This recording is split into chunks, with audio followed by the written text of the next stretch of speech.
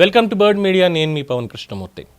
తమిళనాడు మంత్రి ఉదయనిధి స్టాలిన్ 2023 సెప్టెంబర్లో సనాతన ధర్మం మీద చేసిన వ్యాఖ్యలు దేశవ్యాప్తంగా చర్చనీయాంశం అయ్యాయి. సనాతన ధర్మం ప్రజల్ని కులం మతం పేరుతో విభజిస్తుంది, ఇది మలేరియా, డెంగ్యూ, కరోనా వంటి వ్యాధుల వంటిది అంటూ ఉదయనిధి పేర్కొన్నారు. సనాతన ధర్మాన్ని కేవలం వ్యతిరేకించడం కాదు అని, దాన్ని పూర్తిగా నిర్మూలించాలి అంటే ఎరాడికేట్ చేసేయాలని ఆయన అన్నారు. ఇది సామాజిక న్యాయానికే వ్యతిరేకమని, సమసమాజ స్థాపనకి ఇది అడ్డం పడుతుందంటూ ఆయన వాదన. ఇవి దుమారం రేపాయి. బీజేపీ దీన్ని హిందూ వ్యతిరేక వ్యాఖ్యలుగా, హేట్ స్పీచ్గా పేర్కొంది. ఈ అంశం మీద న్యాయపరమైనటువంటి చర్యలు కూడా జరిగాయి. మద్రాస్ హైకోర్టు వ్యాఖ్యల్ని అసాధారణమైనవిగా కూడా అభివర్ణించింది 2023లో. 2023 అయితే మళ్ళీ ఇప్పుడు 2026 మేలో ఎందుకు పవన్ ఇవన్నీ తీసుకురావడం? ఇది అంటే 2026 మే 12వ తేదీన తమిళనాడు అసెంబ్లీలో ముఖ్యమంత్రి విజయ్ ముందు ప్రతిపక్ష నాయకుడిగా నించొని మళ్ళీ మాట్లాడినటువంటి తీరు, ఉదయనిధి స్టాలిన్ మరోసారి చేసినటువంటి ఈ సనాతన ధర్మ నిర్మూలన వ్యాఖ్యలు on record of Tamil Nadu assembly ప్రస్తుతం తమిళనాడు రాజకీయాల్లో కొత్త దుమారాన్ని కూడా లేపాయి. ఇందాకని చెప్పుకున్నాగా 2023లో దేశవ్యాప్తంగా తీవ్ర వివాదానికి కారణమయ్యే ఆయన వ్యాఖ్యలు ఇప్పుడు అసెంబ్లీ వేదికగా మళ్ళీ అదే మాట మాట్లాడడమే చాలా వివాదమైంది. ప్రతిపక్ష నేతగా చేసిన తొలి ప్రసంగంలోనే తన ద్రవిడ సిద్ధాంతాలపై ఎలాంటి పరిస్థితుల్లో వెనక్కి తగ్గే ఉద్దేశం లేదంటూ స్పష్టమైన సంకేతం కూడా ఆయన ఇచ్చినట్టయింది. సనాతన ధర్మం ప్రజలను విభజిస్తోంది, సమానత్వానికి అడ్డంగా మారింది అని గతంలో ఏదైతే వ్యాఖ్యలు చేశారో మళ్ళీ వాటిని సమర్థించుకుంటూ దాన్ని ఎలాగైనా నాశనం చేసేయాల్సిందే అంటూ ముఖ్యమంత్రికే చెప్పడం రెడెక్క ప్రస్తుతం హిందూ సంస్థల్లో కూడా ఆగ్రహాన్ని రేకెత్తిస్తోంది. ఇప్పటికే దీని మీద దేశవ్యాప్తంగా కేసులు, నిరసనలు ఎదుర్కొన్నప్పటికీ కూడా ఆయన వైఖరి మార్చుకోలేదు. ఇది డిఎంకే రాజకీయ దిశ ఇంతే అని చెప్పి విశ్లేషకులు కూడా స్పష్టం చేస్తున్నారు. అయితే ఇక్కడ కేవలం సనాతన ధర్మం ఒకటేనా? కాదు, ఇంకా మాట్లాడారు. తమిళ అస్మిత, రాష్ట్ర హక్కుల అంశాల మీద కూడా దృష్టి సారించారు. ముఖ్యంగా నిన్న చెప్పుకున్నటువంటి తమిళ తాయ్ వాళ్తు, దీనికి ప్రథమ స్థానం ఇవ్వాలి అన్న అంశాన్ని ఆయన తీవ్రంగా ప్రస్తావించారు. రాష్ట్రగీతాన్ని చివర్లో ఆలపించడం తమిళ గౌరవానికి విరుద్ధమని అభ్యంతరం కూడా వ్యక్తం చేశారు. తమిళ తాయ్ వాళ్తును పక్కన పెట్టి ప్రయత్నాలను అసలు సహించేది లేదు అంటూ కూడా చెప్పారు. తమిళనాడులో జరిగే ప్రతి ప్రభుత్వ కార్యక్రమంలో ముందుగా రాష్ట్ర గీతానికి ప్రాధాన్యం ఉండాలి అని స్పష్టం చేశారు. ఈ వ్యాఖ్యలు కేంద్ర రాష్ట్రాల మధ్య భాషా సాంస్కృతిక గుర్తింపు అనే చర్చల్ని మళ్ళీ తెర మీదకి తీసుకొచ్చాయంటున్నారు.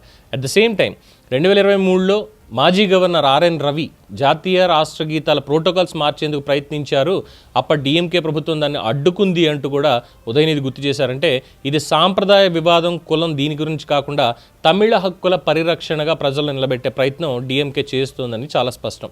ఇక ప్రతిపక్ష పాత్ర గురించి మాట్లాడుతూ డిఎంకే వ్యవస్థాపకుడు అన్నాదురై మాటలను ఉదాహరించడం రాజకీయంగా ప్రాధాన్యత కూడా సంతరించుకుంది. ముఖ్యంగా ఆయన అన్నటువంటి ప్రభుత్వాన్ని ప్రజా ప్రయోజనాల వైపు నడిపించేందుకు ప్రతిపక్షం బ్రేక్ లాంటిది అన్నటువంటి వ్యాఖ్యలతో కొత్త ప్రభుత్వంపై డిఎంకే దూకుడైనటువంటి ప్రతిపక్ష పాత్ర పోషించబోతోంది అని స్టాలిన్ ఏదైతే చెప్పారో అదే ఇక్కడ చెప్పారు.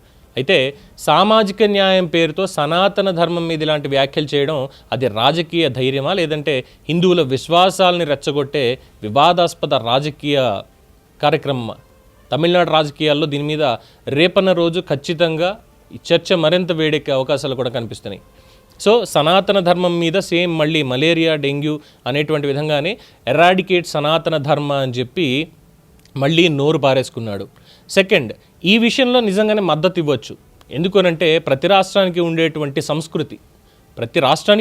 సంస్కృతి నేను భారతదేశంలోనే ఉన్నప్పుడు ముందు ఎక్కడి నుంచి వచ్చాను, ఎస్ నేను ఆంధ్రుడిని, నేను తెలంగాణ పౌరుడిని, లేదు నేను ఆంధ్రుడిని, నేను తమిళుడిని, లేదు నేను తెలుగువాడిని భారతదేశంలో భారతీయుడిని అని చెప్పుకుంటాం. ప్రపంచ దేశాల్లోకి వెళ్ళేటప్పుడు అంటే భారతదేశం వెలుపల వెళ్ళేటప్పుడు ఎక్కడి నుంచి వచ్చామంటే నేను ఆంధ్రప్రదేశ్ నుంచి వచ్చానండి, నేను తెలంగాణ నుంచి వచ్చానంటే వాళ్ళకి తెలియదు. వాళ్ళు ఎక్కడి నుంచి వచ్చామంటే I am from India, I am from Bharat, నేను భారత పౌరుణ్ణి అని చెప్పుకుంటాం అక్కడ. సో ఇక్కడ మనకున్నటువంటి భిన్న సంస్కృతులకి ముందుగా ఇంపార్టెన్స్ ఎక్కడివ్వాలి ఏంటి అన్నప్పుడు మాతృభాషకి ముందిమ్మన్నారు కదా.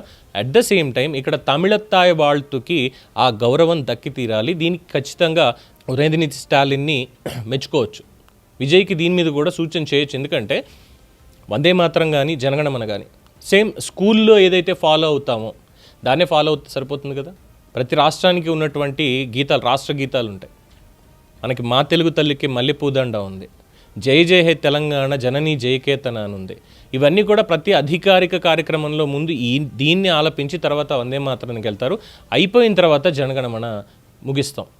సేమ్ అదే ప్రోటోకాల్ పాటిస్తే సరిపోతుంది. ఇంకా వేరే ప్రోటోకాల్ ఎందుకు? తమిళనాడులో తమిళతాయి వాళ్తూ ఇస్తే సరిపోతుంది.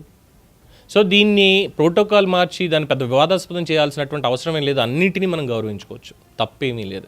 అయితే ఇవాళ సనాతన ధర్మాన్ని నిర్మూలించాలి, ఎరాడికేట్ చేయాలని చేసేటువంటి వ్యాఖ్యల నేపథ్యంలో విజయ్ ఫేస్ని అక్కడ చూసినట్లయితే కాస్త సీరియస్గానే కనిపించాడు. ఇక్కడ వేదిక అది కాదు మాట్లాడాల్సింది అనేటువంటి ఒక అభిప్రాయం అతని హావభావాల్లో కనిపించింది. ఇది నేను అబ్జర్వ్ చేసినటువంటిది. మరి మీకేం అర్థమైంది అనేది మీరు చూసి చెప్పండి. దీని మీద మీ అభిప్రాయం తెలియచేయండి. చూస్తూనే ఉండండి ది బర్డ్ మీడియా.